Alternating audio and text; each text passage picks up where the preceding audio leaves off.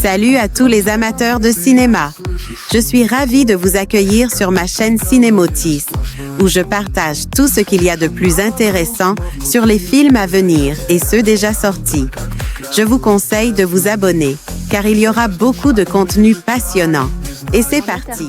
La réalisatrice Mélanie Laurent explique que le projet Voleuse est né de sa frustration de ne pas avoir assez de femmes.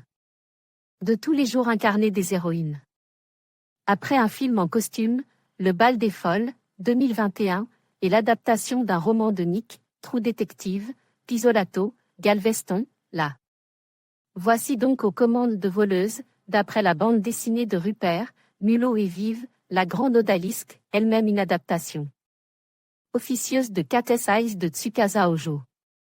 Alex et Carole sont deux voleuses de talent, liées par une amitié fusionnelle. Au service de marraine, Isabelle Adjani, toujours dans des rôles similaires, elles ont envie de liberté. Une dernière mission, pour laquelle elles vont recruter Sam, jeune pilote automobile, et elles pourront mener leur vie telle qu'elles l'entendent. Pour de bon? La BD s'ouvrait pas un vol au musée d'Orsay. Le film en reprend quelques idées pour montrer les deux voleuses fuyant à travers une forêt des méchants à la James Bond, le tout.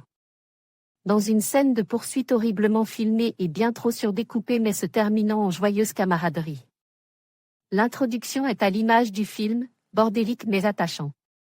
Attachant parce que la BD de Rupert, Mulot et Vive, très librement adaptée, permet à Mélanie Laurent et ses co-scénaristes Cédric Angers et Christophe Deslandes de faire une chouette histoire de femmes portée par deux actrices à fond, qui s'offrent des répliques très drôles.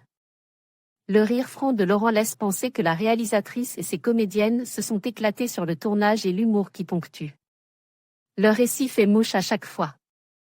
C'est l'aspect, comédie, de la comédie d'action qui fonctionne donc le mieux, grâce à des personnages que le récit prend le temps de poser, pour les rendre attachantes.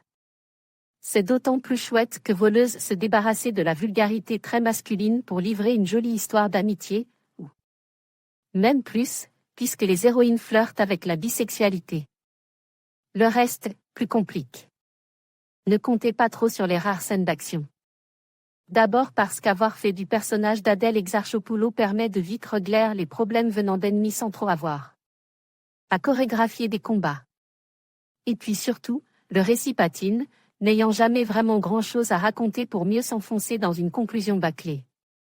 Qu'est-ce qui se passe pour qu'on en arrive là? Le tournage a-t-il été compliqué?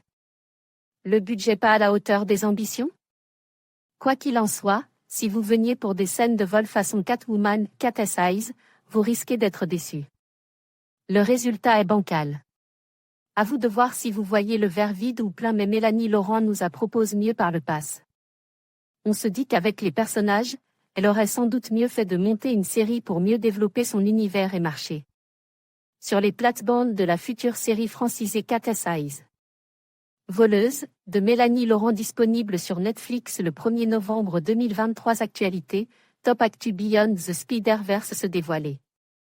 En images mardi 1er avril 2025. Actualité, Top Actu Avengers Doomsday, le casting annonce en direct mercredi 26 mars 2025 à ne pas manquer. Actualité, Happy Hour, nos vidéos Happy Hour DS95 avec Johan Cavege, Fantasy, Moundir, mercredi 26 mars 2025. Série, Top Actu Carême, la bande-annonce jeudi 20 mars 2025. Actualité, Top Actu Beyond the Spider-Verse se dévoiler en images mardi 1er avril 2025. Actualité, Top Actu Avengers Doomsday, le casting annonce en direct mercredi 26 mars 2025 à ne pas manquer.